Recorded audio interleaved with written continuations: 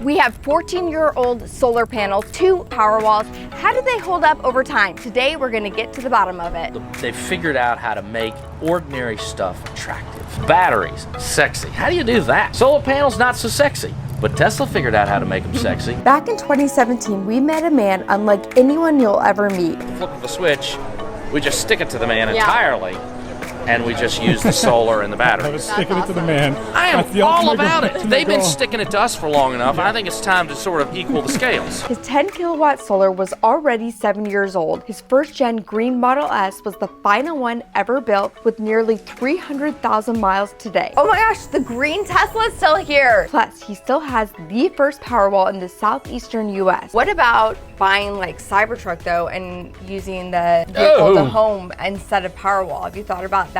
Don't start doing that to me. Today, more than 14 years later, we'll find out if his investment paid off. So we are going to be checking up today to see how they're doing after having it for 20 years. Wait. Yeah, it feels like 20. No, it's not 20. 14 years. 14 years, but 14 years of solar on your roof. Yeah. How they're holding up, what you would do differently. Yeah. If anything, and then how about those Tesla Powerwalls? Oh, the Tesla Powerwalls. Yeah, they are pretty cool. What's the maintenance been like? Has there been maintenance? Has there been deferred maintenance? Zero. Wow. Zero. And is it still working? Yeah. Any issues? Let me think. One issue. I think it's a software thing. Sometimes around noon, I go from full capacity down for like 15 minutes. And I've been talking to the Tesla people about it. There's some bug in the program. And it doesn't even happen every day. It's just one of those oddities. So the answer to your question is it's been 99% effective, yes. Wow. Yes. Okay, so I want to talk a little bit about your initial investment. Yes. So how much did you spend? Well, I spent just shy of $50,000 14 years ago. That was a ton of money. But there was a Georgia state tax credit still of 35%. There's a federal tax credit then as now of 30%. Well, I'm saying that's like 65%. So that really helped when the capital cost was really high. 50 grand for a big solar system, like, it's incredibly high. But it was subsidized heavily. So my effective cost was a lot lower. After incentives, his effective cost for solar in 2010 was just $17,500. Out of curiosity, I went ahead and pulled a quote for new panels from Tesla for his property today. Before the 65% incentives, they priced out to just under $26,000, almost exactly half the price of what his non-Tesla panels were in 2010. And then you figure out how much power I've saved and electricity cost I've saved. Worked out pretty good. To this day, his panels consistently generate around $145 per month, nearly offsetting the entirety of his monthly bill. And with his 2 Powerwalls, he's found a genius way to maximize his usage. Because I have the Powerwalls now, and about 2 years ago, Tesla turned on the feature that 7 years ago they told me they'd have. Big surprise, but that's all right. That's Tesla time. They're negotiating with utility companies too. It's got to be a give and take. And they said, we'll allow them to juice up from the grid at night at these low power rates. So my Tesla would be sitting here, and of course, at 11 o'clock, I'd be like, give me that cheap power. And I was buying at 5 cents to juice it up when I wasn't doing it during the day with sun. And now, 2 years ago, the batteries could buy. And so because I programmed in and I said, hey, Tesla Gateway, I've got cheap power at night, juice up. And so at 11 o'clock, boom, those Powerwalls start juicing up. And whether they finish at midnight, 1, 2 o'clock, they power up and go to 100%. And then so in the morning when the sun comes up, I got a fully charged house. I can start running on the batteries at 5 cents. And I can sell at 13 to 15 cents all that excess. So now I'm a real money-making machine. And effectively, all the power I'm using that's not excess from the sun is at 5 cents. So it's like we're back in time. It's back to the future. Yes. And we're at 5 cents kilowatt hour rate like we were in the 80s and 90s. That's crazy. I think I crossed over somewhere between year 8 and 10, depending on how you look at the numbers. And now it's like a rocket ship of savings because, as you'll recall, I was a PSC candidate back in the old days and didn't win. But one of the things I predicted was our power rates were going to go through the roof with the nuclear plants and things like that. So as the capital cost of electricity has gotten higher, then the effective cost has gotten higher. And I'm just sitting here going, oh, I'm sorry, I got a $30 power bill this month. I mean, you know, easy. So your power bill's like $30? 30 to 60. 60's high. Wow. And I'm actually running a small building off of it too. And you have everything like air conditioning, yeah. dishwasher, I have an old house. everything. This is 1935 construction with single pane metal windows. I've done a lot of other wonderful things, but the windows ain't great. So yeah, I got to deal with that. And then you also have this incredible, this is what I love right here, this one, which was like a translucent solar awning off of your house. That's right. So you're still able to get some of that light. And I just think this is so cool. How were you able to come up with this and make this work? Well, the original solar people said, well, you know, we need to build a structure and all this stuff. And I was like, I'll build the structure. How about some wood? They, okay, yeah, that's good. And then they said, well, we got to build all this infrastructure and then put the panels on top. So I said, no, I don't think so. How about just some, I mean, these things aren't real heavy. It's not a school bus up there. I worked with them. We'd reduce the over-engineering, and we'd simply put solar panels on little tiny metal tracks.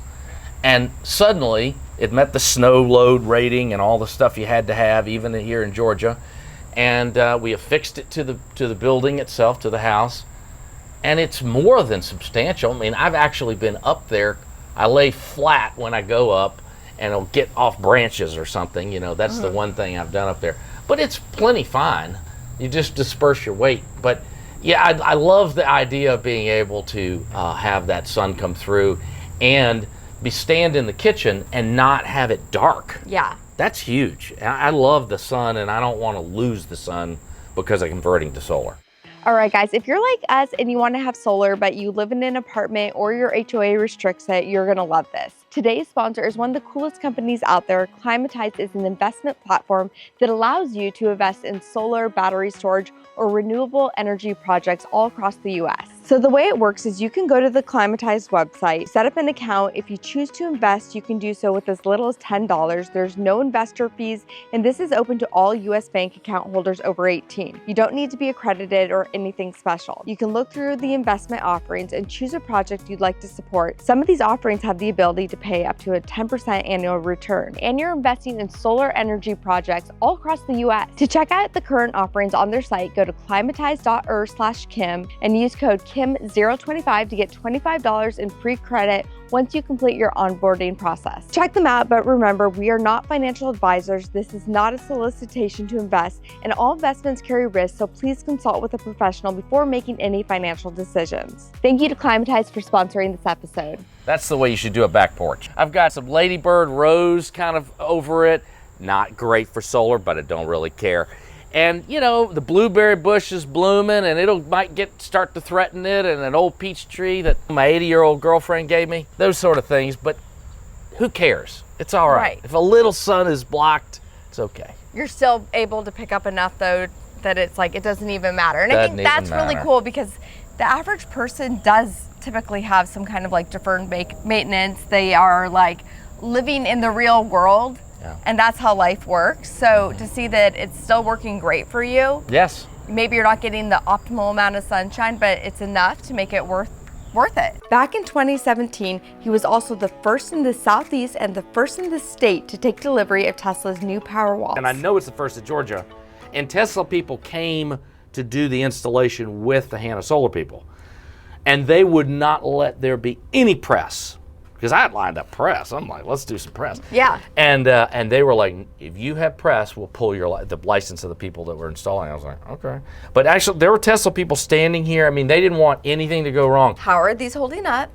Any issues? Marvelously. I mean, I think, and this is the Gateway. It's a lot less sexy than the new ones. They have the Tesla logo, and they're a little more rounded. And there we go. This is it. There's nothing. But there's stuff behind this that's magical. That magic actually changed about 2 years ago when the utility company allowed us to buy power at night and to sell back. Now I can really be my own utility company, and I can sell them juice. I don't remember the last time I opened this thing. But I love that. That's what I love about this, is that you don't remember when you've opened it. It's just sort of like, I don't. You get it set up, you can forget about it. That's right. And it just works. That's Fire like what you want. and forget. It's like one last thing to have to think about. All you notice is like, you're not paying as much. Guess what? You have more money in your pocket. Right. Over time. Obviously, up That's front, right. there's an initial investment, but you're at the point now where you're basically These are paid for. you're making money at this point. Yes. So, you know, if you're going to stay in your house or keep your house for a long amount of time, it's definitely worth it. What she said. 7 years ago, you had this green Tesla, which is like an iconic color. They no longer make it. That's true, yeah. I think it was like an alligator green or something. I don't know what it's called. And it's from back when Tesla still did the badging that was about your battery size badging, right? Yes, I think you're right. Can we go check it out? Yeah, let's go check it out. Yeah, let me grab my keys. So here's what's bizarre. So the guy who sold me my Tesla is living in my tiny house in the woods. Contacted me on Facebook Marketplace, you know, because I'd listed my tiny house for a rental. He contacts me, and I'm like, you sound really familiar. Hadn't seen this guy in 9 years. And now his little Tesla is parked right next to mine, and that is our little level 2, and we charge from the sun on the office. You don't see this every day. And how is this running? Fabulous. All right, confession. Okay. I gotta confess. Do it. I have replaced the motor. It failed in South Georgia. It was a tow from hell. But 2 weeks, Tesla's lovely as always, a lot of money, and I was gonna say, you're definitely out of warranty at this I'm point. definitely, but only just slightly, only by like a year. So on the motor thing. Okay. But because of the battery and the mileage. But I had to replace the motor, and the battery is still kicking it. It's doing great. The car is fabulous. The car's fabulous. Just telling you. So how many miles are you getting when you like charge So that full? 221. And what was it rated for in the I don't remember. I want to say 255. Okay, we're gonna have to look that up. And You may need to look it up, and if I'm wrong, but I every time I did the math, I figured it's 2% degradation a year. Yeah. So I'd love to be disproven, but I think that's right. 2% degradation is not terrible. It's pretty consistent. That's like really good. And then you have your charger. And there's a level 2 right there, and it feeds from the solar on my office behind us, and So it's like completely green energy that you're able to put into your car, feel good about it. At 285,000 miles. That's 2 with an 8 and a 5. 285,000 miles. Wow. This thing. And it's still going. It's still going. Okay, charging habits. Because that's what everyone's going to ask about. What are your charging habits to keep it going like this? I'd like to charge it level 2 as much as I can. I realize, I think the superchargers are detrimental. But man, I'm going to see my fiance in Indiana. Get out of the way. I am going to be supercharging, and supercharging. So that's fine. That's the way it is. And when I supercharge, of course, it's free. You still have that built-in free supercharging. Sorry.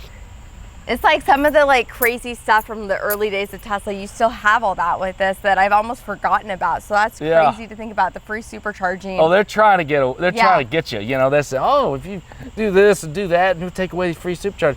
I'm like, no, you can upgrade and you know. Yeah, it's okay. Fine.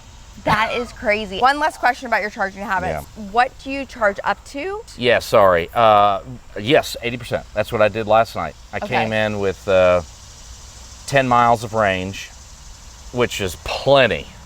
It freaks everybody else out, but I'm like, oh, I got plenty of room. But you usually typically just charge to 80. Yeah, but, you know, now if I were leaving this morning when I got up, do my stretches, have a cup of tea or something, then I go from 80 to 90. And I'm monitoring, I'm going, I'm gonna leave in an hour, let me just take it to 100.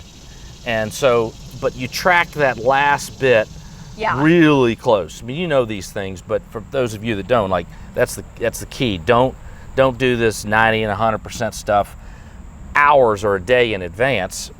Just try and do good. And that's why I think this battery has just been loved on so much. I think that is key, is not keeping it at 100 for extended periods of time. We've noticed that too. We're seeing it right here. Because how old is this now? 2014. Yeah, 2014. It's a good baby. It's a good baby. And you still have like the giant front trunk. Oh yeah, it's huge. With the early it's one. Huge. They don't have that anymore. This front trunk is so big. I miss this. This was like the best thing about the early Model S was this gigantic front trunk. Most of the bag went in there. I mean, yeah. So much extra space. I wish that we could get that back, but obviously, I mean, what did they add? They added like a heat pump. They've added like all kinds of stuff, like bigger battery. Front motor. Yeah, well, that's true. This is rear-wheel drive. Yeah. That's probably a big ingredient. What it was. And that failed for me at 260,000 miles and was flawless until then. And it works great in the winter, so I'm fine with rear-wheel drive. I was worried about redundancy. Like, what happens if one fails and I got backup? Yeah. Didn't need it. Never needed it. All right, guys. Hope you enjoyed this video. Be sure you're subscribed, and we'll catch you next time. I actually bought some more for a building, a commercial building. I'm going to do a bunch of energy upgrades on. And I'm so irritated with my power bill. I'm so irritated with stuff going up. We'll put solar on the roof, put power walls, 4 of them, in the basement. And we have a bar. Power died during a storm. Tons of customers in there. I think I lost at least $1,000 of revenue from that power failure. Yeah. That will not happen again. What about buying like Cybertruck though and using the vehicle to home instead of Powerwall? Have you thought about that? Like, I have not thought about that. I have not thought about that. Not thought about that. Don't start doing that to me. Because if you want that Cybertruck and you're kind of thinking about, you know, this is girl math. This is how girls think, okay? I like girl math because I had not thought of this. Because you're like, how much will I spend on these? How much will I spend on Cybertruck? But Tesla doesn't, to my knowledge, Tesla doesn't allow backfeeding. They do with Cybertruck. I did not know that. Uh-oh. Uh-oh. Next video. I didn't know that. Yeah, Cybertruck does. I heard Ford does. Cybertruck does as and well. That's why they saw Ford do it, and they finally, we got to do it. Yeah. And then they did it. Yeah. Yeah. Gummit. That's a huge battery. Yeah, it is. Yes. Yep. So that means I just leave my Cybertruck parked there. And you have the order already. You're like, oh my gosh. Oh no, that's not what I want to know. So we have the solar panels right up here, 14-year-old. Yeah. You can kind of see everything from this vantage point. Yeah. Yeah, you see the old stuff, the older stuff, even the solar thermal, but this is 14 years old. And you know, I'm seeing this for the first time. This bit here, like that is really caked on debris that's kind of collected at the bottom, and thankfully it doesn't really influence the panels. But if I were to clean this guy, I think I would get another 10 to 20% out of it. I really do. And so now seeing it, I'm like, oh, finally my 14-year maintenance plan. I need to do it. I need to do it. And I think it would be good. Yeah. Yeah. But like 14 years, you've never cleaned it. I've never cleaned them. And they're still working fine. They're still working and maybe fine. you can get a little more out of them, but it's kind of cool to see that like they're dirty, but they still work. They still